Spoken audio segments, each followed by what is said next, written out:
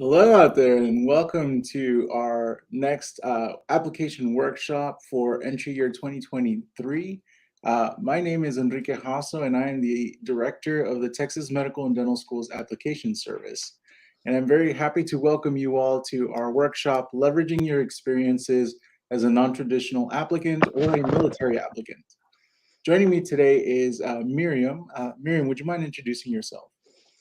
Hi, everyone. My name is Miriam Cabrera. I am an applicant liaison, and I am part of an awesome team. And we are here to serve you in the application process and any questions that you may have. Thank you. Thank you. So Miriam and I will be leading today's workshop. Miriam will be helping me behind the scenes with some polls that we'll be running and also helping us to identify any questions that you may have along the way. So this is a live stream. So as you have questions, whether you're watching us on Facebook or on YouTube, feel free to use the chat feature to send in your questions along the way. We have the way that today's structured, we'll have a presentation in the first half where we'll go over several topics related to the TMDSAS application, the overall pathway to professional school, as well as some tips and tricks for non-traditional and military applicants or veteran applicants. And after the fact, we actually have a panel of several non-traditional students who will be joining us to address some of the questions that you may have. So as you have questions throughout the presentation, we'll collect those. And at the last half of today's workshop, we'll actually go ahead and address those directly. So to go ahead and get us started today, we're going to start with our presentation here. So let me make sure that this is the correct one. My apologies. So one of the things that we want to make sure that we do here at TMDSAS is to help, walk the talk about supporting our non-traditional and veteran applicants. And this is really important to us because we've heard so much from our member institutions about how important it is for these students that come from different backgrounds, that have life experiences that are really sought after in the health professions. And so one of the things that we want to accomplish today is to make sure that you are well situated to put your best foot forward in producing an application that will help you get noticed by our member institutions. So I humbly apologize, but we have some technical issues here in the background with our tech stuff going on. But in the meantime, we're really interested in finding out who you are. So Miriam, would you mind kicking us off with our first poll today to find out where folks are from? So please go to pollev.com/TMDSAS775 and drop a pin to let us know where you're at. We're really interested in finding out what our reach is like and making sure that we have resources that are developed around the specific needs of different populations around the world and around the country. And as you all know, we are based in the Austin area, but we do serve 21 member institutions across the state that are medical, dental, and veterinary institutions. So we'll give you a few minutes to go ahead and drop a pin. All right, we've got a few folks out of state. Welcome.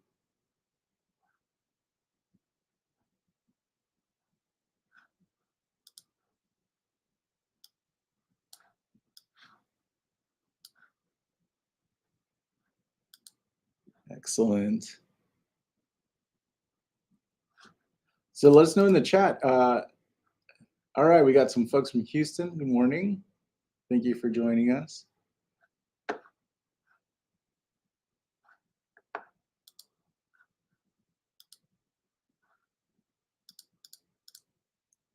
Awesome. Well, again, my sincere apologies with the tech issues. I'm having to look back and forth here, but I want to make sure that we pull up the right presentation for you all.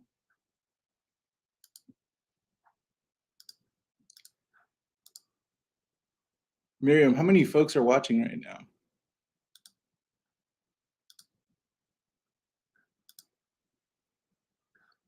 We've got 13 folks watching live.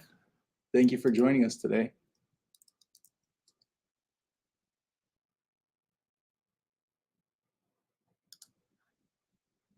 All right, we're going to give this a different look, but it'll allow us to do the presentation nonetheless.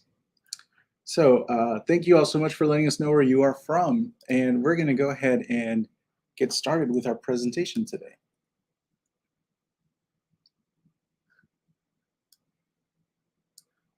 So we're actually part of a larger organization called the Texas Health Education Service. And our primary goal here is to help support the overall pathway and folks involved in the preparation for dental, medical, veterinary, podiatry school, not just in Texas, but nationwide. And so the Texas Health Education Service helps amplify the message that TMDSAS and the Joint Admission Medical Program have to say about going out and supporting our health professions advisors, other professional organizations such as the Texas Medical Association, Texas Dental Association, and making sure that we're all promoting the same values that our member institutions are promoting to help enhance your preparation for professional school. As I mentioned, we are at 21 different member institutions across the state. We actually are very excited to welcome 2 new member institutions in the next few months. First off, we have the UT Tyler School of Medicine, which will be joining this summer. UT Tyler is going to help address a lot of the healthcare disparities that we face in East Texas, which is the last large region of Texas that hadn't had a medical school yet. So we're really excited to get started with that. And then similarly, the very first podiatry school in the entire state of Texas will be joining TMDSAS. The UT Rio Grande Valley School of Podiatry will actually be joining TMDSAS in the next month or so. And so if you are a current applicant and are interested in learning more about podiatry or are interested in applying to the school, this is a really fantastic, unique opportunity because you would be able to apply to enter podiatry either this application cycle, meaning this summer you would be able to start at podiatry school by submitting your application, or if you're interested in applying next year, you'll also be able to apply at the same time. So some really exciting stuff there with podiatry. So first off today, we're going to talk about how TMDSAS promotes applicant success. We'll also dig into the TMDSAS application and how we enter coursework. We'll be looking at how TMDSAS is unique as an application service. We have a reference guide for you and some application support resources. So first off, I want to help kind of challenge you with building your support team. And there are too many places out there that have opinion pieces about this overall journey and try to provide some insights into what the pathway is going to look like for you. But rather than being helpful, they tend to be discouraging to so many folks. And so one of the things I like to share with students is this this quote from President Theodore Roosevelt about the man in the arena. And I actually learned about it from Dr. Brene Brown's book, Daring Greatly, where she stipulates that the folks that are important and whose opinions we should trust are the ones that are fighting in the arena with us. So let me read this real quick to kind of drive home what this point is. So it's not the critic who counts. It's not the man who points out how the strong man stumbles or where the doer of deeds could have done them better.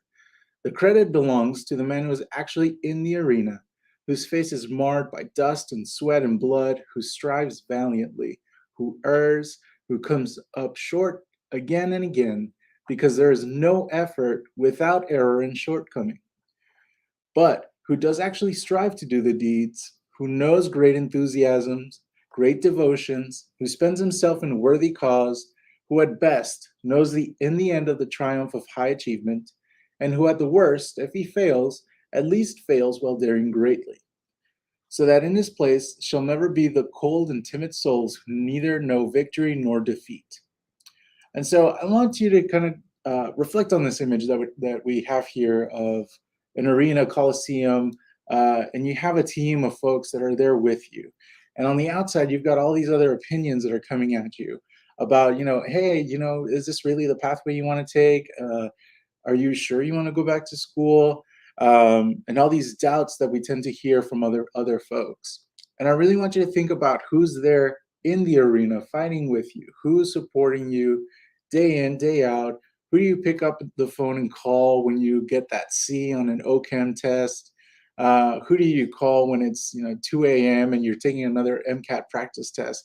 Who are the people that are there with you, supporting you each step of the way?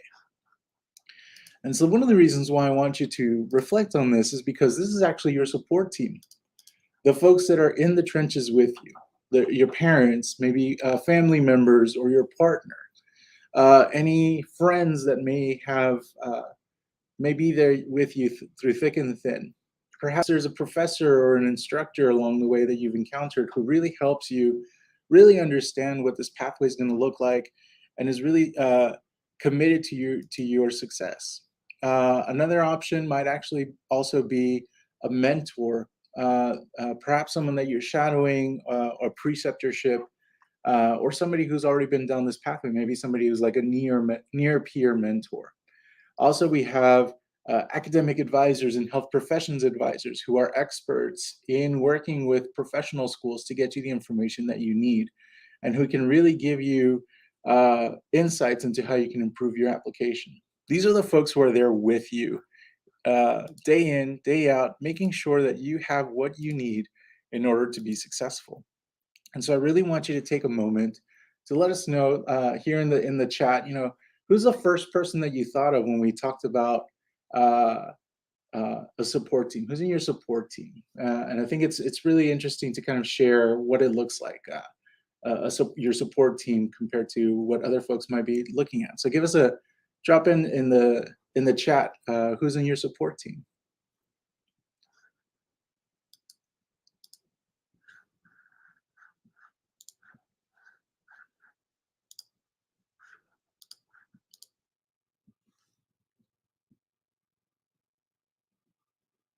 All right. So before we dig into that, we want to talk about how we promote applicant success here at TMDSAS. And one of the ways that we do that is by helping to promote some of the theories behind how our member institutions generate their acceptance or their admissions policies and how they review applications. And one of those key aspects, and we've got some responses here on who's in y'all's support systems: husband, parents, wife, and a dog, pre-health advisor at university. Thank you so much for sharing. So one of the models that has really been transformational for admissions, not just with medical schools, but with all institutions, has been this experiences, attributes, and metrics model. And so what this essentially promotes is the idea that holistic review is actually built up on different aspects of who the individual is. And it's within the context of each one of these pieces that a school should be making a decision for determining whether somebody should be considered for acceptance into that school. And so on the outside circle, we actually have your experiences. And part of your experiences may include your cultural events, historical, world political events that may have happened. And then a little bit further in is actually what your activities would be. So this would be your healthcare experiences, your community service, your leadership roles, and kind of how you've engaged with those throughout your career. In the next circle, we have our attributes. And these are actually the unique things that make us individuals. I'd like to tell applicants is the different things that make us unique. I'm going to give you an example. Like, I grew up in El Paso in the borderland, and it was really transformational for me, but I probably didn't recognize it at the time.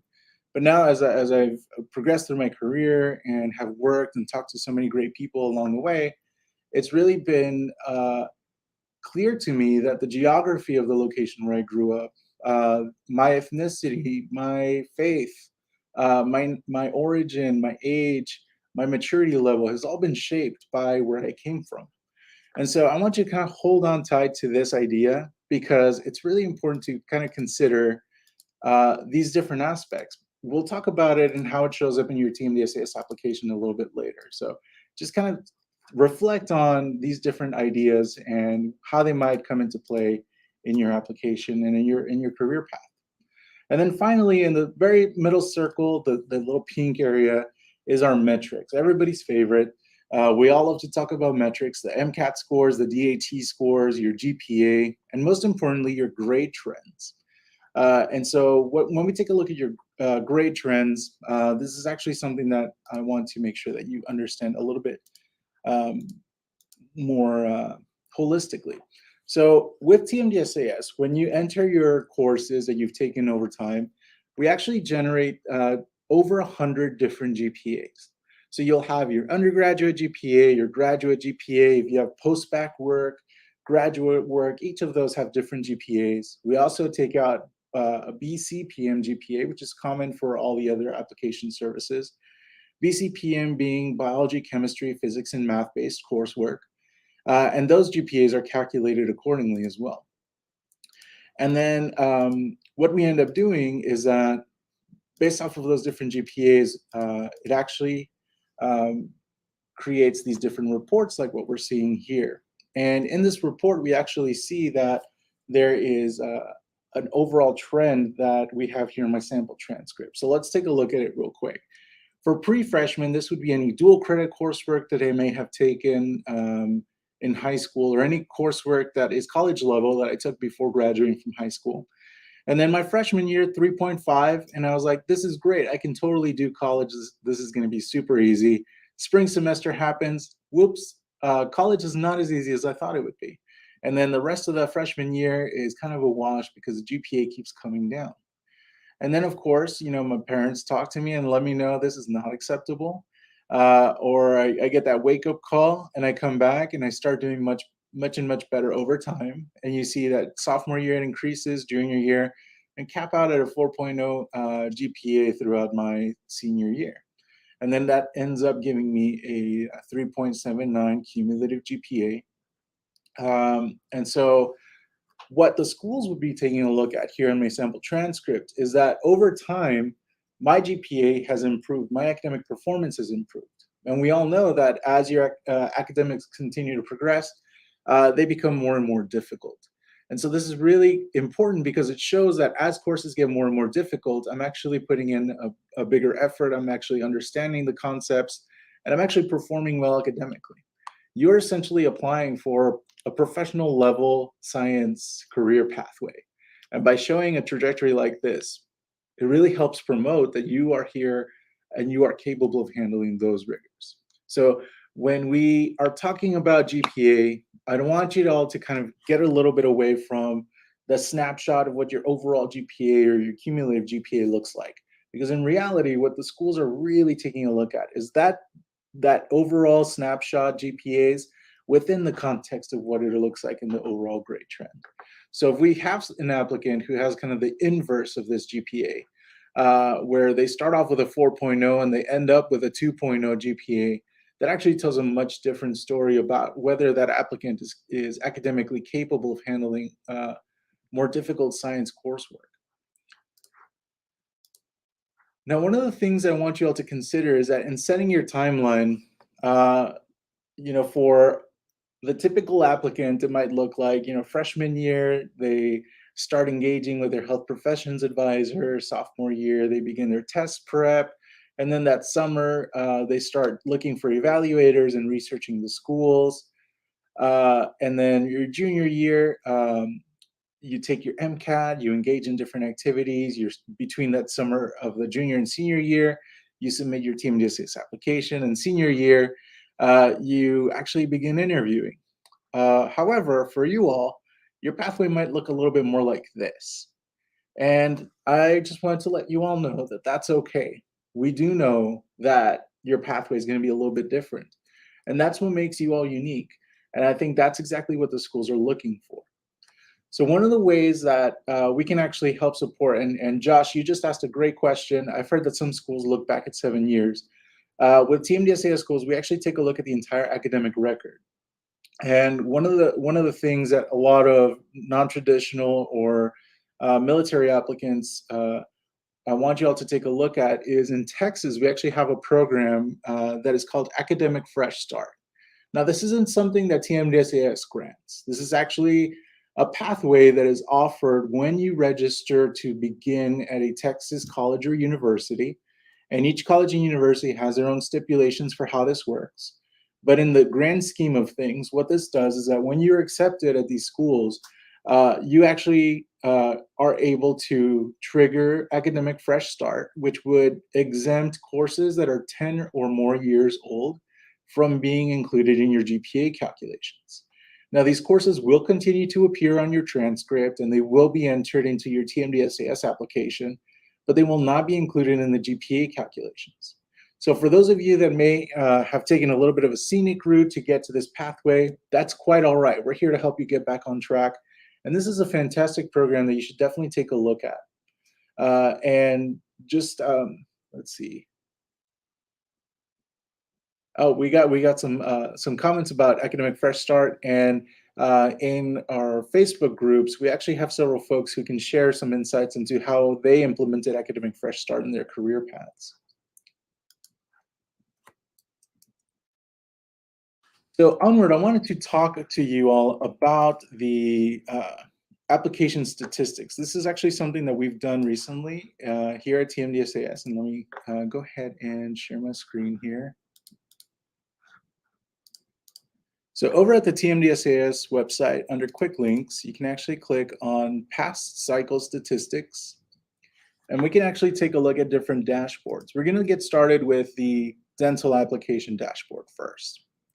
And so this will actually allow you to take a look back at 10 years of data, including this application cycle. We don't have matriculant data yet for entry year 2023. Sorry, there we go. We don't have matriculant data yet for entry year 2022, rather, but we do have application data. And so let's take a look at this past application cycle. For dental school, we had 1,065 applicants. But now you are actually able to take a look at non-traditional applicants and how many folks are in there with you applying on this pathway. Now, one of the things that we're trying to address here at TMDSAS and Texas Health Education Services, you'll notice that when I go back to the general pool, we have a 3.5 GPA average and a 3.37 BCPM GPA average. That drops a little bit when we're taking a look at our non-traditional pool. Now, there are so many different factors that come into play here, so I don't want you all to really take too much or read too much into this, but just know that we are aware that when we have non-traditional applicants, we're taking a look at a much more complex application, and that's one of the things that we promote with our member institutions. Similarly, let's take a look at our medical applications from this past application cycle, and we can take a look at the test scores. And here we have the overall MCAT distribution. We have a 506 average applicant MCAT score. For the average applicant that is non-traditional, that average MCAT is a 503.7. And you can actually take a look. Let's see how the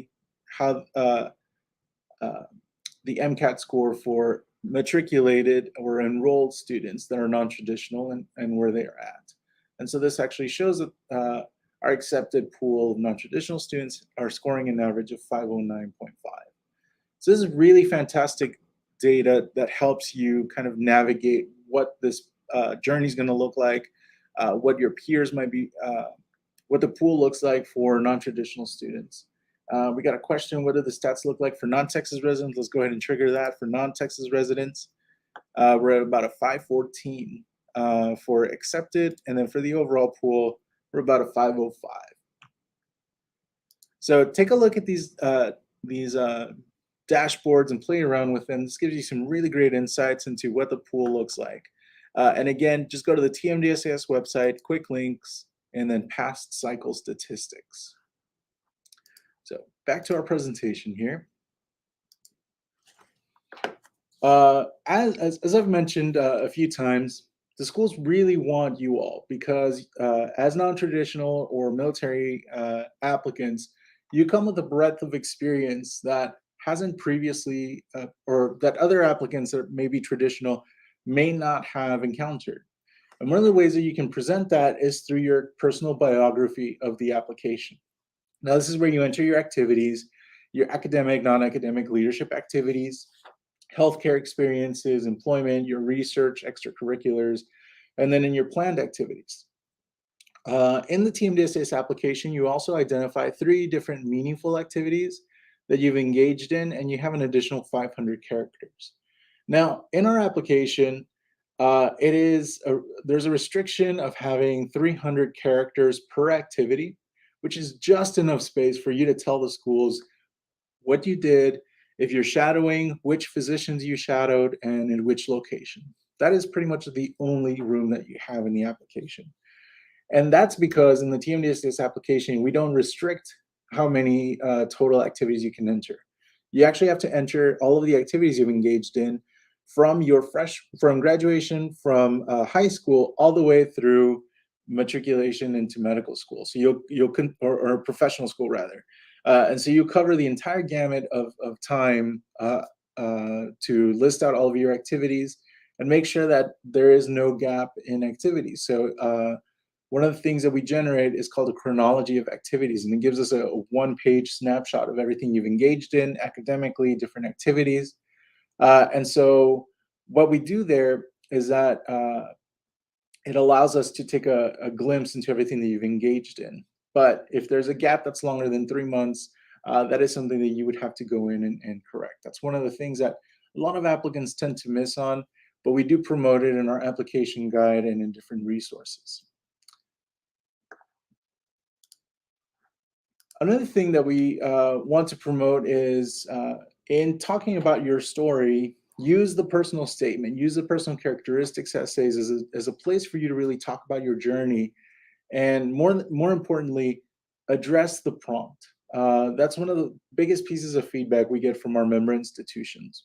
And so some of the guidelines that we have outlined to help support you along the way is, let's take a look at your personal statement first. And this is basically the question you expected. What is your motivation to seek a career in dentistry, medicine, veterinary medicine, and the value of the experiences that prepared you? So you get 5,000 characters here. Too many times we see folks that really get bogged down on the moment of inspiration for pursuing this pathway. And so let's take a look at one of the scenarios that I often see is, somebody, they're talking about a family member who wasn't cared for well enough by their physician. And this applicant would take that and run with it and then try to write a manifesto in 5,000 characters about how they as an individual are going to transform the entire medical field worldwide. And while that is a very admirable goal, and we really do hope that there are significant changes they can help implement, that doesn't address the question of why the applicant is motivated to seek this career. So what I want you all to do is to use STAR. And what that is a situation, task, action, and result. So in this same example, STAR would be the situation is that they saw that their family member wasn't treated well by a physician, and reflect on what they might do to be better. That may have included going in and learning how to speak medical Spanish to better explain the situation to the patient. It may include having better bedside, that included better empathy, or different aspects like that. So taking, learning Spanish, medical Spanish, and being more empathetic, the task now becomes, I have to learn Spanish, medical Spanish, to better support patients. And I want to make sure that I have better empathy for my patients. So your actions would then become, I'm going to enroll in these courses to help me improve my linguistic skills. And I'm going to make sure that in my experiences, I'm actually engaging with different populations and making sure that I can communicate myself in an empathetic and efficient manner. And as a result, now you have become somebody who's improved themselves and using this career path as a way to overcome those same obstacles. So you're telling a story of how that moment of inspiration really led you to seek this career path, but more importantly, the different steps that you've taken along the way to help promote that. And that talks about your overall motivation. So consider Inspiration being that spark in the moment, but then the motivation of what keeps you going along the way. I mentioned earlier that the personal characteristics section of the application is actually going to be based off of the different attributes that we talked about earlier. A lot of applicants refer to this as our diversity essay, but really what we're looking for here is what are the personal characteristics that what you'd bring to educational experience of others. And so what this means is that actually, as you are in medical school and dental school, vet school, a lot of your preclinical training is actually going to be through team-based learning, team-based questions, and being involved as part of an overall team.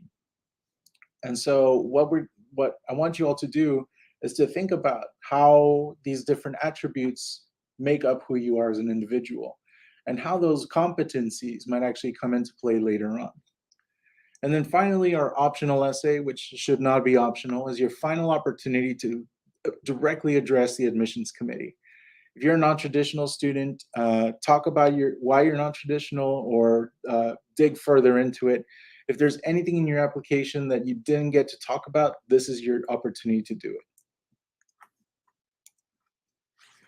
Next up, your evaluators. We talked earlier about the different folks that are involved in your team as part of your support team. This is where they come into play. This is where they talk about their experiences with working with you and how efficiently they see you as a prospective healthcare provider. And so taking a look at the different core competencies that have been defined, a volunteer coordinator could speak to your ethical responsibility to others and your accountability in showing up to work every day. An advisor might talk about your resilience and your adaptability and how you've overcome different challenges along the way. And a physician that you've shadowed may actually talk about your critical thinking skills on the spot and understanding of living systems. And so I really want you all to be very, very methodical about the folks that you invite to be part of your support team, and keep them apprised to what your journey looks like. Because when when it comes time to have them write you a letter of evaluation, you want folks who've been there with you and who really make sure that they are involved in your journey and really committed to supporting you.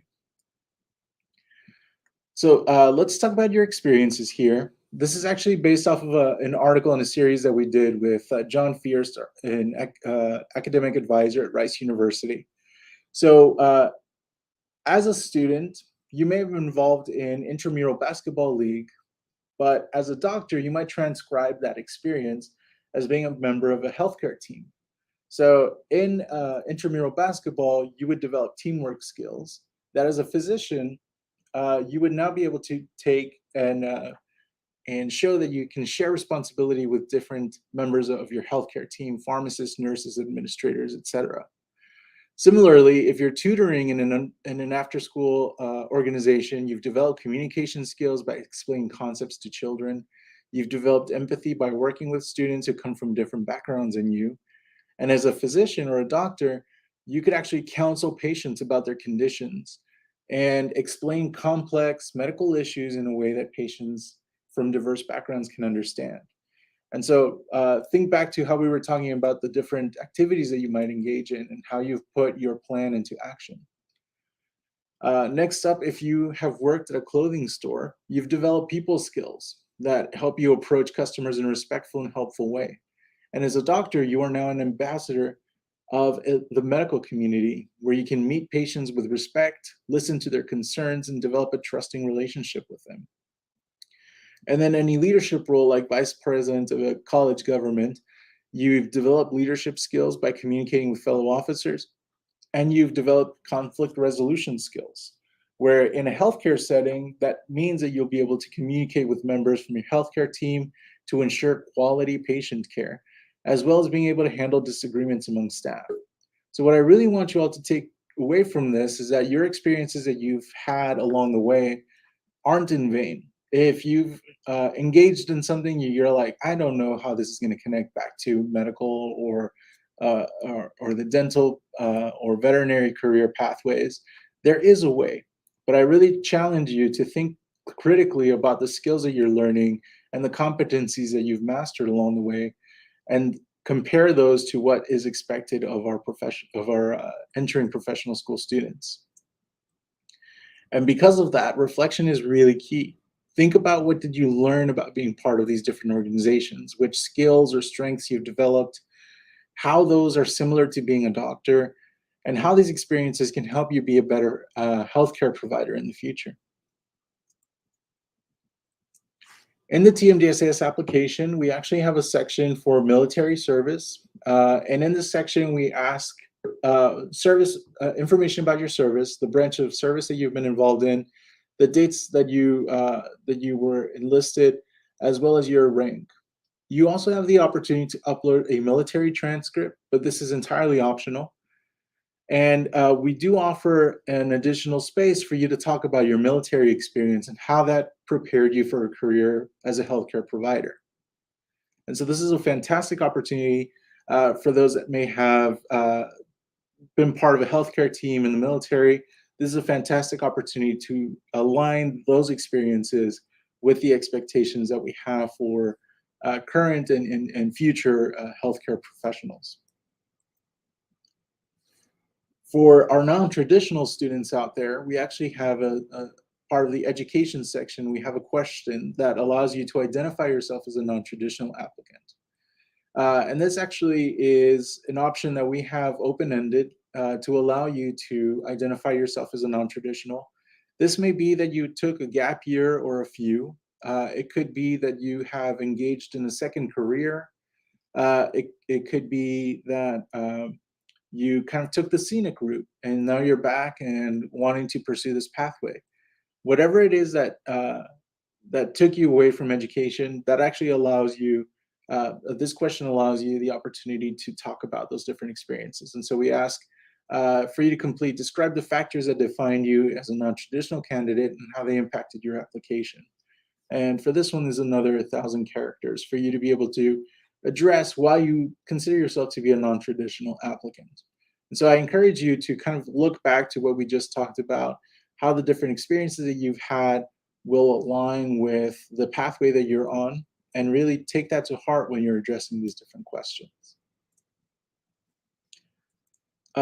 We are a little tight on time, so I'm going to go through coursework real quick, but our team will actually go into this a lot more detail when we get to the application workshops in a couple of weeks.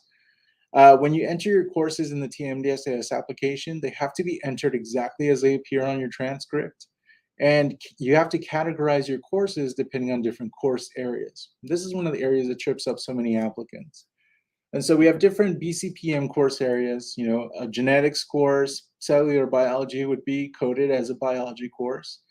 An organic chemistry or bioorganic chemistry course would be categorized as organic chemistry. And then we have some that are not quite as easy to do, which would be our statistics courses. We actually have a set of guidelines that help determine whether or not a course fulfills the statistics requirement. And we do have course listings that are available from several universities across the country that help you identify which courses would be coded under which area. We have two new areas for this next application cycle if you are a reapplicant. Our natural and physical sciences section, which will include animal science and agriculture courses, will be labeled as natural and physical sciences, and they'll only be included in your BCPM GPA if you are a veterinary applicant. And also, if you've been engaged in any engineering coursework, bioengineering, chemical engineering, aerospace engineering, those would be labeled as such under engineering, and those would not be part of the BCPM GPA, but they will appear in your PCR.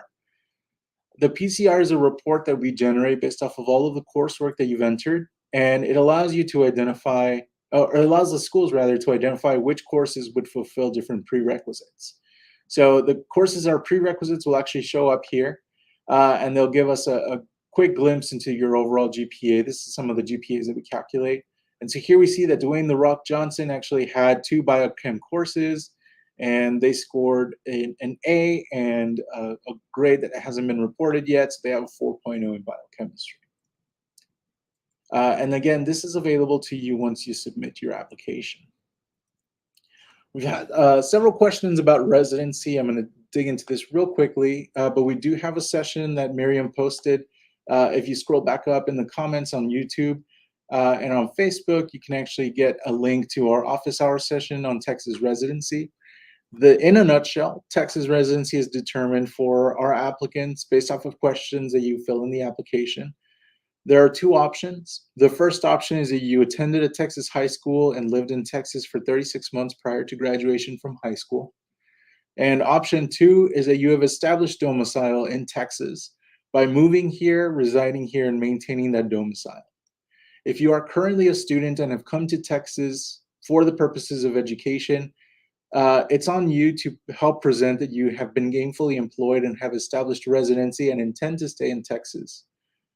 We go into those different scenarios for Texas residency in our office hour session, which Miriam has posted. Here, I'm going to share the comment there so you can take a look at that. After this, it may actually even be one of the videos that autoplay afterward, but I encourage you to take a look at that session, and our coordinator, Nicole Castillo, will actually go through different scenarios with you and help address some of the questions that we get often here in the TMDSAS office about residency. For medical experiences, for medical school acceptances, everybody knows that TMDSAS does these a little bit differently from what we do nationwide. Nationwide, all schools will begin extending offers of acceptance on October 15th. For out-of-state applicants, that is still true for TMDSAS. For our Texas residents, these acceptance offers take the form of a pre-match offer. And so TMDSAS actually has a match that is run for Texas resident medical school applicants. And what we do is that the schools will give us a list of applicants that they've interviewed, and the applicants give us a list of all the schools that they've interviewed at. We put those into our algorithm, and it generates a TMDSAS match that fills all of the classes for the available spots. Now, this isn't the final call for any acceptances. In fact, there are a lot of changes that happen along the way with folks not getting into the school they want or getting into different institutions. But we do have a scenario, we do have a video that we've generated that helps cover different scenarios for the TMDSAS match. And Miriam, can you post a link to the video or to the TMDSAS match section of the website? And you can take a look at those as well.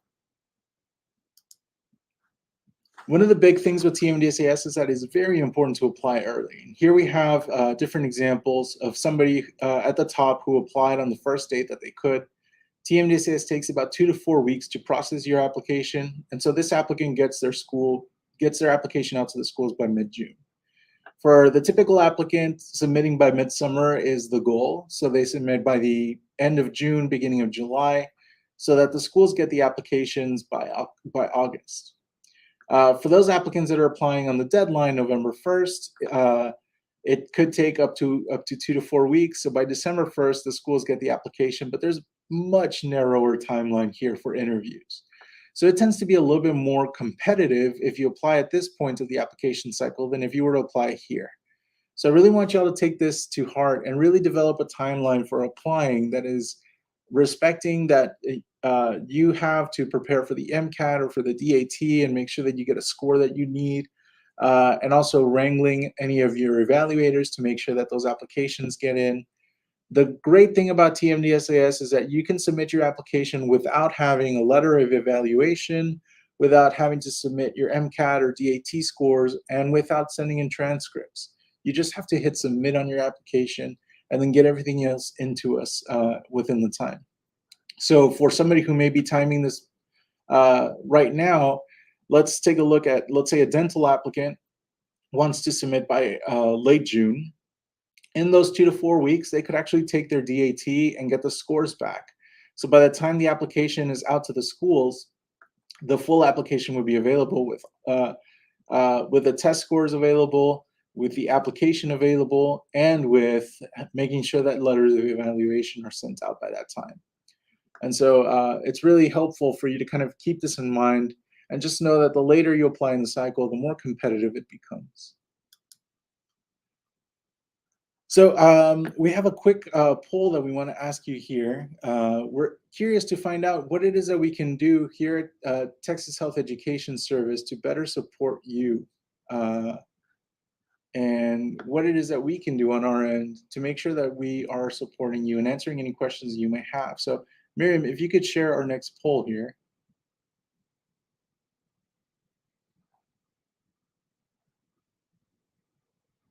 So again, pollev.com/TMDSAS775, or you can text 37607, text us TMDSAS775, and let us know what it is that we can do to better support you as a non-traditional or as a military applicant.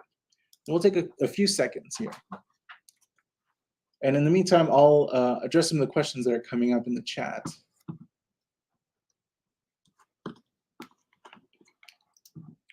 So we have a great question here from Simi. Going back to the letters of recommendation, I have LORs from folks who wrote them a few years ago, and they're saved in Interfolio. Can I still use these? They can still be used. However, you should know that the schools have a preference for letters that have been written within the past year. So I encourage you, if you do have these letters, try to get an updated letter from your evaluators, particularly because it really helps show that these folks are still committed to supporting you along your journey. And if you do reuse letters, it kind of paints a bad light that you may not have done anything in the past year to improve your application, or that they would be outdated because you've done so much along the way. So can they be used? Sure. Should they be used? I highly discourage it. I would encourage you to seek an updated letter instead. Josh is asking, does a military vet choose both vet and non-traditional? If you are a non-traditional student, you are welcome to identify yourself as non-trad. I'm envisioning a typical situation of somebody who may be graduated from high school, enlisted, and then came back to college and pursued that pathway. That type of applicant may actually end up selecting both the military vet question as well as identifying themselves as non-traditional. I think that's very fair within that context. And so I would encourage you to kind of diversify your responses to those questions so that in the military experience section, you actually talk about your experiences while you were enlisted, whereas with the non-traditional section, you talk about more your experience of what it's like to come back to school and what you're doing to improve your application along the way. Rachel's asking, does a physician who writes the letter have to be an attending or can it be a resident? There is no preference on that, but they should be somebody who can speak well to your ability to be able to provide healthcare to others. And so an attending might be somebody who can better assess that. But if you have a resident that you have been shadowing and you have a relationship with them or they understand your journey, that might actually be the letter you want to pursue. Alrighty. Well, thank you all so much for your feedback here. And we're going to go ahead and finish up with some references I want you all to keep in mind. For this next application cycle, the application opens on May 2nd, and we'll allow you to begin submitting your application starting on May 16th at 8 a.m. The UT-RGV School of Podiatric Medicine will be having an entry year 2022 deadline of June 10th. Again, if you're interested in podiatry, you would be able to apply starting in May once they receive their accreditation, and the deadline will be June 10th. So if you are interested in starting podiatry school this summer, that is a great option for you, and the deadline is June 10th. Our veterinary schools have a deadline of September 16th, and then dental and medical schools deadline is November 1st.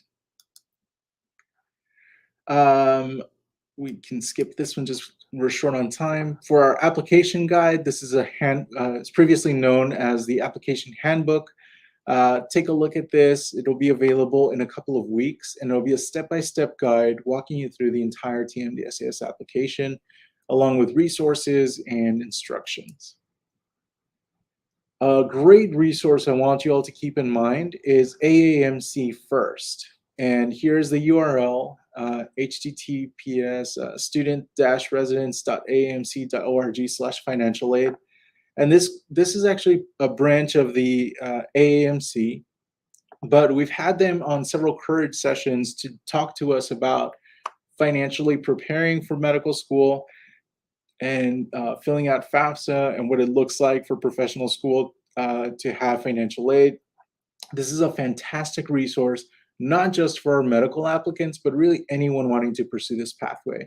And you can actually see that one of the articles they wrote is directly targeted to non-traditional students. So I really encourage you to take a look at their resources. And again, the group is called AAMC, FIRST. And lastly, we have our TMDSAS non-traditional applicants group. We actually have several representatives that will be joining us in a few minutes to talk about their experiences as part of our student panel. At TMDSAS, we also partner with a joint admission medical program and our member institutions to build the Insight Health Education newsroom. And this is a one-stop shop of every resource and piece of news involving our member institutions or this career path to help you along the way. So this is a great place for you to get started, to address any questions. We have all of the videos and all of the resources that we've talked about, the residency questions that you may have had, questions about coursework are all addressed on here. Starting in the application cycle, we'll begin hosting weekly live Q&A sessions with our TMDSA support team. So if you have any follow-up questions, make sure to keep an eye out for the TMDSA office hours. We also have some additional workshops coming up in the next couple of weeks. We have the veterinary, dental, or medical workshops coming up the week of April 11th. And then in late April, we'll actually have a panel with our member institutions. So if you are a medical student or prospective medical student, veterinary, dental, podiatry, make sure you join us because some of the questions that you have might be better addressed by some of the deans from our schools, the admissions deans.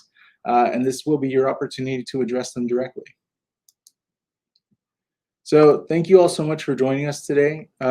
We have one more poll for you. Or just curious to find out how helpful this workshop may have been for you. If we can post that up, Miriam. So let us know. Sad face, we can definitely improve. Happy face, this addressed a lot of questions that you may have had.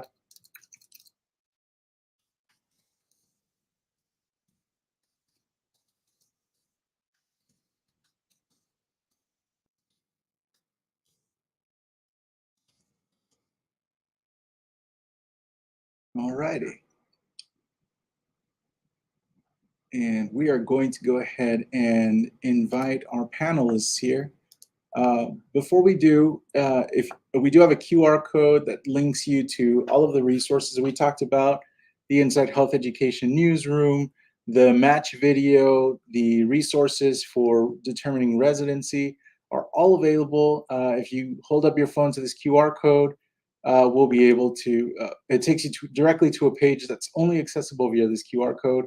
And it's just a link farm to everything that you could ever want to know about this. So take a look at that, and we're going to go ahead and welcome our panelists today.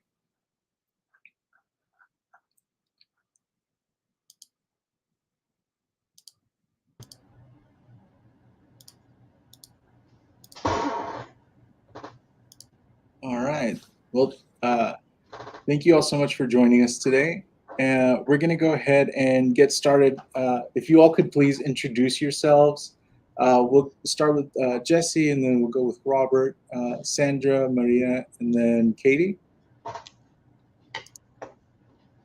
How's it going, everybody? I'm Jesse. I'm 27 years old, and I'm a first-year medical student at TCOM. Okay, I'm Robert. I am 47, married with 4 kids, Army veteran, 3rd year UTMB. I'm going to be applying for combined general and child psych in this upcoming cycle, and other interesting thing. I used Academic Fresh Start, so if y'all have questions about that, let me know if I can help.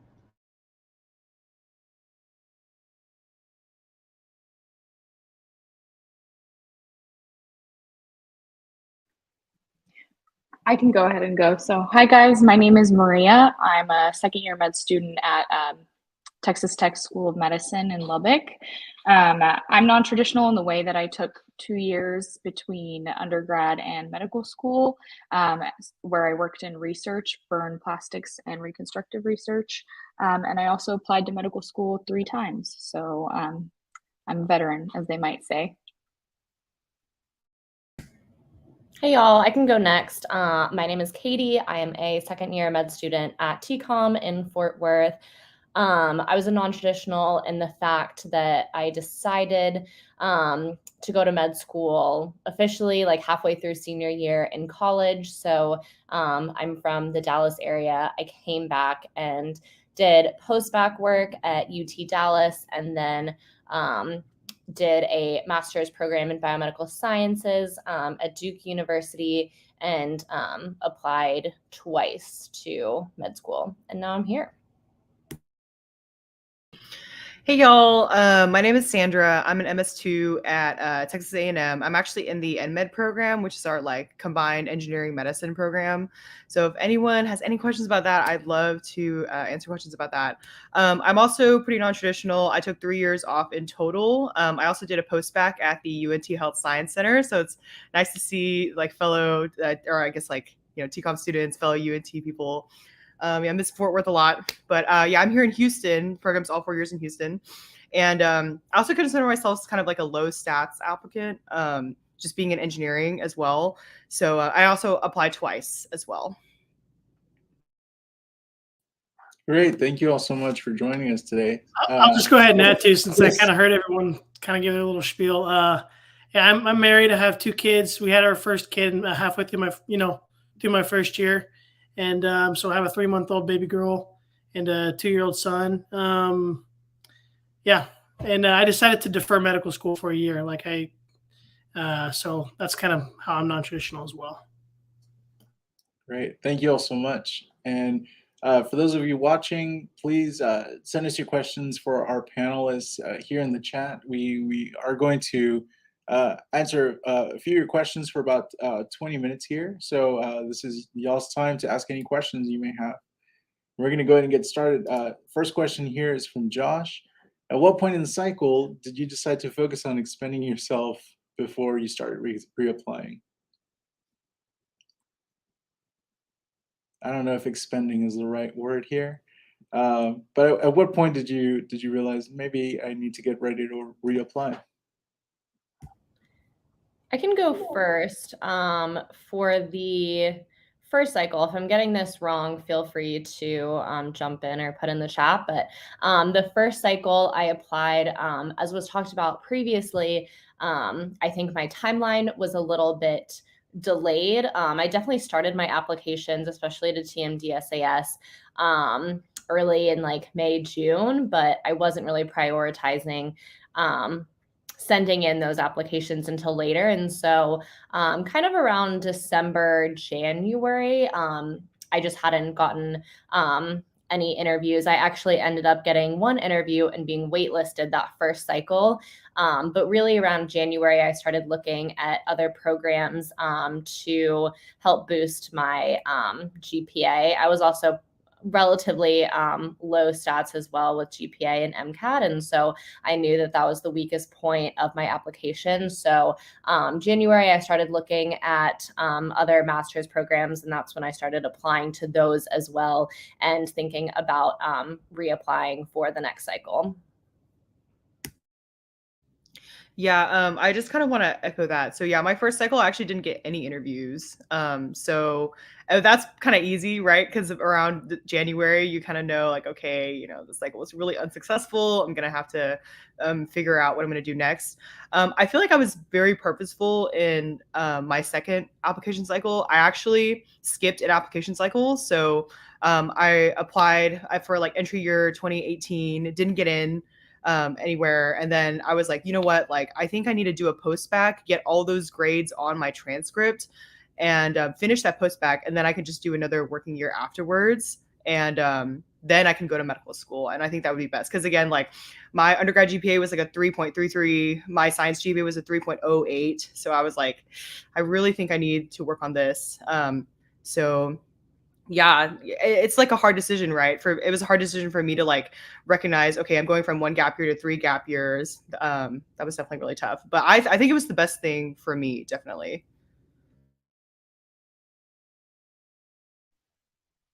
I'll just chime in and add just really quickly if I can, because I think I can relate to both of those. I definitely consider my MCAT was subpar. And so I think I pretty much knew off the bat, like around December, January as well, that this is not going to work out for me. Now, I had that same feeling 2 years in a row. And so the second time that it had happened, I was like, you know what, maybe there are some things that I need to really focus on, my MCAT being number one, but also adding to my application overall with some research or some other things, because it, you know, if it's not working, then there's clearly something that's missing.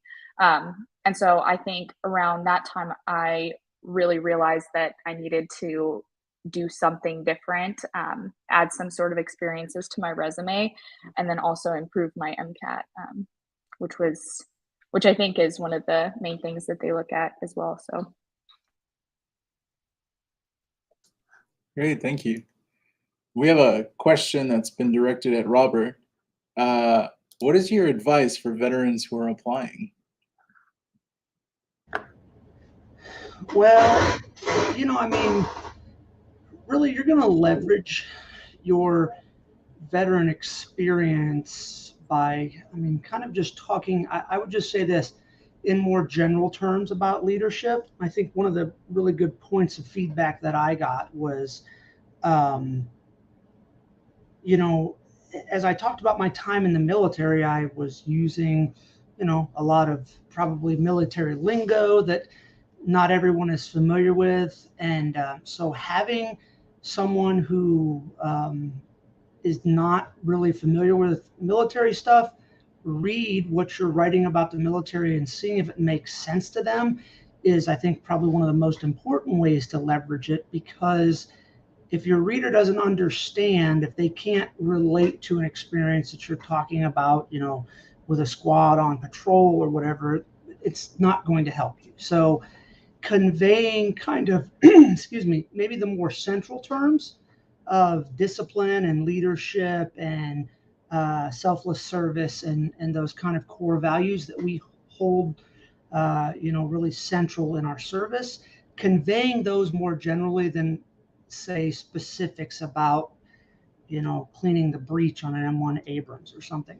I would say stick to the big picture, and I think most people kind of have an appreciation for that. Thank you. Can you all let us know, like, if you could go back 5 years, what piece of advice would you give yourself, knowing what you know now?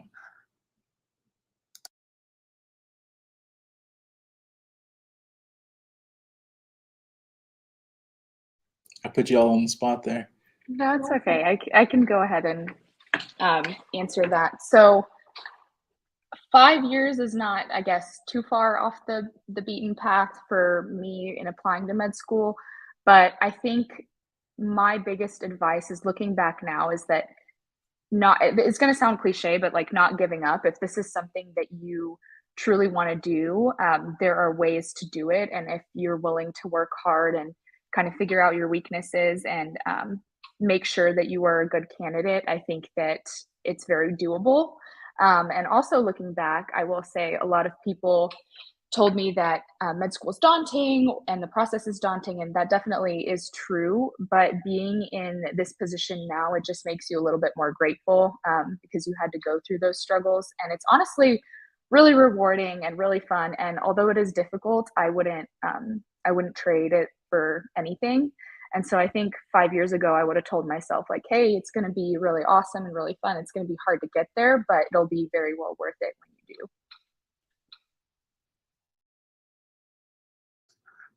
Great, thank you. Anybody else want to chime in? Yes. As well. It's a lot of hard work to get in, to get into medical school. A lot of, when I was a pre-med, that's a lot of all I thought about, was like being able to get in. And, actually being in medical school now, like, of course you have to work hard to make it in. And like, I can't remember the girl just spoke, but she said, never give up. But I mean, like, once I'm here, like, I kind of think back and think, there are things I could have done differently, but at the same time, like, you also have to remember that you have a life. You're human beings. You have to work hard to make your dreams come true. But don't forget that, like, you should enjoy your life as well. Like, you're young, and yeah. So just keep on doing what you got to do to get in. But remember to smell the flowers every now and then. Yeah, I also wanted to chime in and just kind of, I wish I knew that like who I am as a student right now is actually really normal, like multiple application cycles, low GPA, because I came into med school with a lot of imposter syndrome. I was like, man, like all these kids straight from undergrad probably have like 4.0s, 5.28s. Like, I don't know if I can compete with that. I think that was my like thought process going into med school. But like actually in actuality, like I come here and I meet like people who applied 3 times, 4 times. People who, are 35, have kids, have a PhD already, med students actually encompass like a lot of different kinds of people. So like, don't or try not to think too much about like, oh, like, is this embarrassing or is this like shameful that I'm like having to reapply again or having to take more years off? Because it's not. In reality, it's really normal. Thank you for saying that. I just want to add one more thing too. I would say, talking back to my 5-year previous self, whether in college or post-bac or whatever you're doing, I would say don't sweat the small stuff. And even if it feels like the end of the world at this point, I remember being so destroyed over like one low biochem class, and even just looking at my transcript being like, oh my gosh, like I have a handful of C's, like I have a low GPA, etc.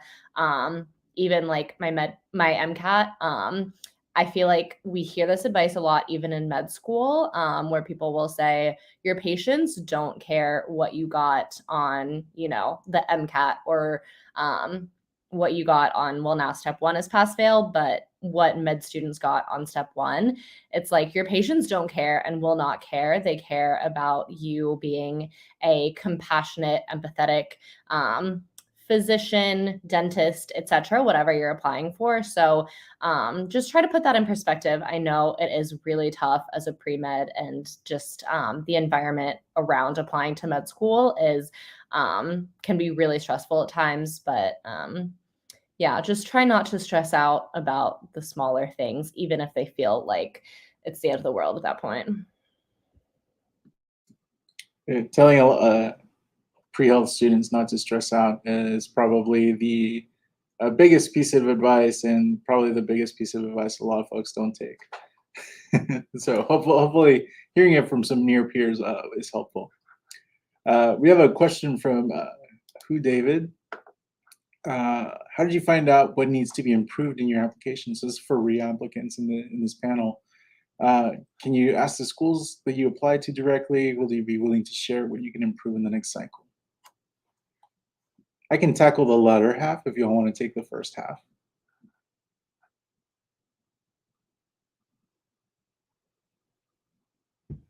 So actually, yeah, you go. Okay.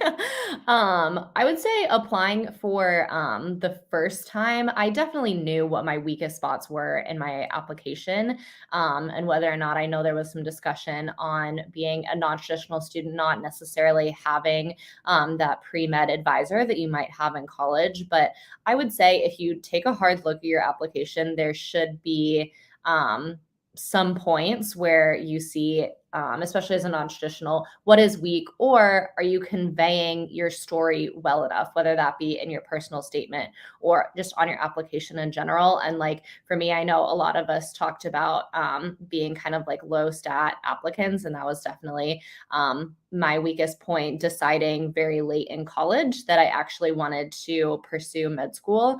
And so just not having a ton of science classes and a lower GPA in general. I actually definitely got the one interview I got. They asked me about my MCAT, which I got a 505. And I know it's low for a lot of people, but in retrospect, I'm like, I don't think it was like that low. But I definitely got a question about that. And so in the interview, and I was like, clearly they care about this. So that's another thing too. If you do have interviews, that first cycle, what maybe in the interview didn't go well, because if you make it to the interview stage, they clearly are interested in you. And so that could be another point too, if that's like your only weakest spot.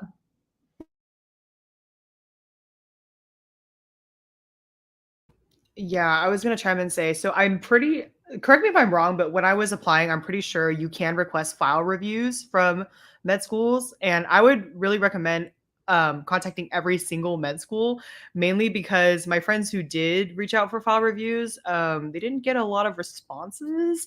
But I think the couple of them who did like get responses and did a file review with like someone on admissions, I think it was really helpful because they could tell you like directly what it was that they maybe saw were red flags in your application. Yeah, I'm in the same boat. Like my stats were low. My MCAT was like a 506 at the time, the first time I applied. So I was like, yeah, I probably think that's probably the main thing. And I didn't get any interviews, so they didn't like my application either, I guess. But yeah, in some cases, no, definitely, it's like a lot more ambiguous, like or maybe like the letters of rec were weaker or something like that. I think contacting the schools directly would be like your best bet. And I'll just add really quick. So I actually did use TMDSAS statistics like every year. I don't know if this is still correct, but every year they post like the previous class statistics. And so that's a good reference to look at and see where you're at in the applicant pool. I think they have like MCAT, GPA. I don't know what other categories, but those were like the main two that I looked at. And so I thought that was useful. I think you can just look it up on their website. Yes, we have those available. We went over a dashboard earlier. So thank you for the shout out on the stats. I did want to address the schools do offer file reviews. The timing for these tends to be around the time of the TMDSAS match, but before the application opens. And some schools will actually do reapplicant workshops where they actually invite the overall population. I do want to also point out we did do a reapplicant workshop similar to this one, but targeting the needs for reapplicants and reflecting on your application and what it is that you can do to improve. I think when it comes to reapplying, you all know your application better than anybody else, and you very likely know what it is that needs to be improved. And working with a pre-health advisor is going to be really key in helping you build a pathway to overcome those obstacles. So if you don't have access to a pre-health advisor, we dropped a link in the chat for the National Association of Advisors for the Health Professions. And this allows you to request to be paired with a volunteer advisor. These are health professions advisors at universities across the country and across the state that are putting in their time to volunteer to help support students that don't have access to advisors. So I highly encourage you, if you don't have access to an advisor, to take a look at that and request to be paired with a volunteer advisor. Also, just talking about advising, quick plug for, I know some of you might have your own personal Twitter account, Instagram, whatever. The hashtag #MedTwitter community is actually quite large and impactful, and even for pre-meds as well. So if you're interested and don't really have that advising or near peer mentoring, which I think is really helpful, make a professional Twitter. Like, don't be posting a ton of like selfies and like personal things, but make it targeted towards you as a pre-med applicant, and just post on there like, hey, is anyone willing to mentor me? I'm in this region looking for this, etc. And I guarantee you will probably come across a handful of med students who are willing to look at your application. So that's just another route too that I know advising is really tricky as a non-traditional applicant. Mhm. Similarly, if you are a Redditor, r/premed is a fantastic group, and there are so many resources available out there. Robert, you got another shout out here. Question directed right at you. Josh worked in military intel and is wondering about classifying some of that as research. Do you think that might be too military centric? No, not at all. I also worked at the Institute of Surgical Research, so the ISR, the Burn Center at Brooke Army Medical Center, and did also some parasitology stuff with our area health lab at BAMC. So, you know, I talked about that. Again, I think with the military, the only caveat in any of that is just, you know, not kind of throwing acronyms at people and stuff. And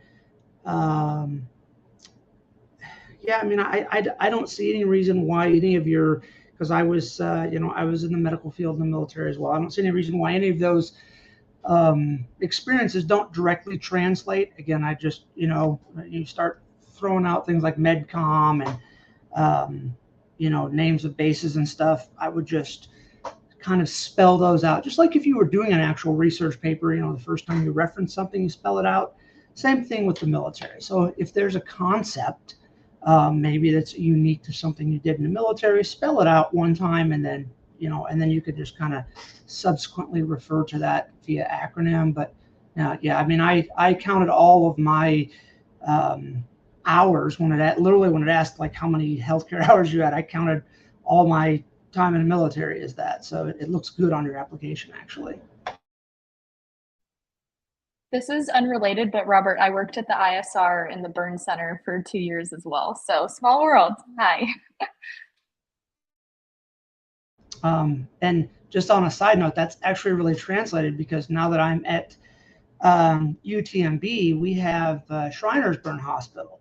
And I've actually spent a lot of time working with critical care burn docs. I just got off my trauma surgery rotation, and you know, this was, you can tell, like, you know, I was in from 94 to 98, and so the tech has changed a lot, but a lot of this kind of stuff that you do specifically with burns is still very applicable. And you know, just as a, I'll say this in general, as a non-trad, you know, I did fine in my preclinical years, and I beat a lot of my traditionals out on step one, but clinicals is a whole different ballgame for non-trads. It's like, it's literally, you're playing with an upper hand. I mean, I've honored or high passed all my rotations with minimal effort, because when it comes to the patient care and interacting in the workplace, non-trads have really just such a gross advantage that it makes the clinical years a lot more fun than the preclinical years. I think that's a great segue to the next question I have for you all. What are some of the strategies that you've used to help you navigate through medical school? As non-trad students, during the intros, you know, some of you have families, some of you have overcome different challenges, like having to reapply. What have you done along the way to help you kind of stay sane along this path?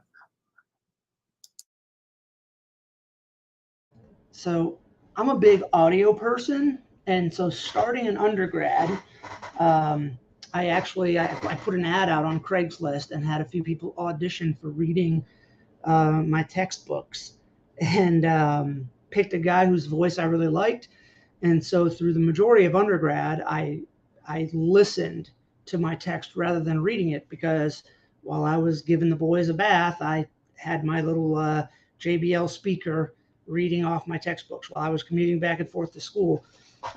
Same thing now, really, I do. So, you know, I own a house here, and so when I'm mowing the lawn, I'm listening to, a podcast by Divine Intervention or by Dr. Goyan or those types of things. Another thing I found is, like I like my own custom Anki cards, but it takes a long time to do. So there's a freelancer website that for $5 or $10, I pay someone to turn my lecture PowerPoints into Anki cards for me. So I think you can, like, one of the things about being non-trad is you've just had experience in life where you've had to kind of MacGyver things together, and you figure out what it is you need. So whatever it is you're having a hard time keeping up with, think about how you would have handled that at work or during research, or really just in general in life, because you've had some extra experience. And I just tend to think that maybe non-trads have an easier time thinking on their feet on more quickly addressing problems and deficiencies, and maybe more creatively addressing those problems and deficiencies. I'm really passionate about this question because I'm just going to add that. So I didn't do a post-bac, so I was out of school. And for me, the biggest thing was coming into med school, wondering, like, I don't remember how to study. I don't know if I'm going to be able to study the right way. How is everyone else studying? And so I think at the beginning, I was wrong in evaluating everyone else's study strategies and using all these resources and trying to do everything at once. And very quickly, I realized that it's really about how you study and what works best for you. And so a little tidbit of advice is, like, no one's ever going to study the same way as their peers. And so it's important to kind of learn what works best for you. Like the audio, for me, it was just writing things out, drawing diagrams. And so it took a lot more time than maybe doing Anki cards or something else, but it really did end up working for me. And so I think overcoming that hurdle of, I've been out of school for so long, how do I do school again? But I think you get the hang of it really quickly, and it becomes kind of second nature. Yeah, and I'll go ahead and add, also building off what Robert was saying. There are some advantages that come with being, non-traditional, but there's some disadvantages as well. Like, you just might have the time. Like Robert mentioned, like he's got to take care of babies. Like if you have a family, for example, like, or if you have a significant other, like you have to put, there's time you have to spend with them, and then you want to spend with them. So there's only so many hours in a day, so you have to really figure out ways to make time work. And sometimes that just involves like coming home from dinner and then staying up late and studying. But I think you just have to get creative and kind of like what she just said as well. You have to really have that drive. And I think, if you guys are here, you probably all have that drive, though.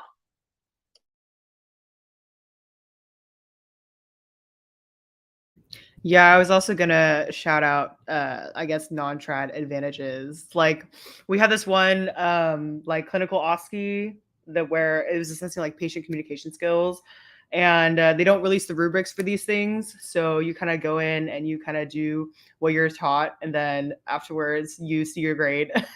And like, I got a really good grade, and my friends were like, how did you know like how to do these things? And I was like, well, I worked in patient care for 2 years. It's kind of like second nature almost for me to just like, follow HIPAA and like address the patient this way. Right.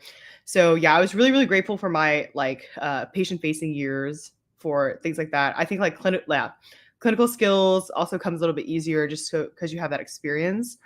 And then I think like in terms of navigating, like during my gap years when I was like reapplying and stuff, for me it was helpful to have a plan. I think earlier someone asked like, when should I consider like reapplying? That's definitely a really hard question, right? Like I had a lot of friends who were like waitlisted at like a couple schools, and they were like when do I like start reapplying maybe. It's always helpful to have a plan. Like, okay, after this date, if I don't hear back, I'm going to start applying to postbacks. A lot of postbacks are like the application cycle for those are oriented to where people apply after they know they haven't gone to med school. So that's a great like backup plan, I guess, if they don't get off the wait list. And for me, like that was my plan. So even though I was like really, really sad that I didn't get into med school the first time and I was in my, in my feels about it, I was able to pick myself back up because I had my plan in the back of my pocket, right? So I was like, okay, now I'm going to apply for a postbac, and that's the next thing on my schedule. And I had something to do after I left my working gap year that year. So that's really helpful, I think, moving forward. I just wanted to chime in too that in terms of, I think we probably all have a shared, I think as Robert was saying, difficulty during preclinical years, especially if you've been out of school and you are just the first day, the first week, you look at your schedule in med school and you're like, oh my God, I have this many classes and this much to study. Like, what am I doing? How do I study? How do I even approach this? Even if you have been in school, I mean, the learning curve as you enter med school is really steep. So I would just put a plug in that whatever school you end up at, whether in Texas or elsewhere, that most likely there will be a really great team on there that is like tutoring, support, etc. You'll probably have an advisor that you can go to. There are a lot of things in place in med school to help you succeed. So I would just say reach out to those people even before you think you need them. I definitely have gone through experiences in med school where I was just crunched for time. I didn't even really think about reaching out to that team, and it could have accommodated me in some really tough situations. And definitely I'm a tutor at our med school, and all of those resources are built into your tuition. So you don't have to pay extra for tutoring or any of that.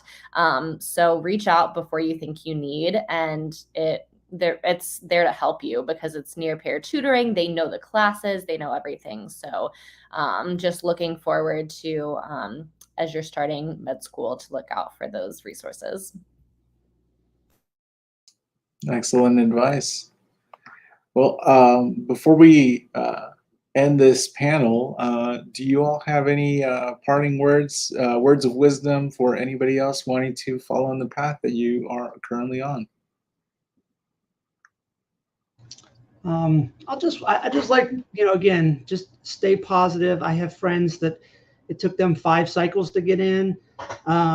If you end up doing an SMP or some type of post-bac, I'll just say this is, if one of my kids wanted to go to med school right now, even if they could go straight out of school, I would have them do an SMP first, because the folks that came in that did SMPs, they'd already done wet anatomy labs. They'd already done basically a first pass of most of the curriculum, and it was substantially advantageous for them having kind of had a first pass at the bulk of stuff that I was seeing for the first time. So, just really, you got to kind of keep things in context and realize that, wherever your journey is, I started at 44. I don't have any regrets. You can still do it. I actually just came off of a 14.5-hour shift where I delivered 5 babies and first assisted on 2 C-sections, right? I'm still here. It didn't kill me, right? So there's some long days, but just know, however your path gets you to med school, it's going to be advantageous for both you and your patients. And I think your patients will appreciate that in the long term.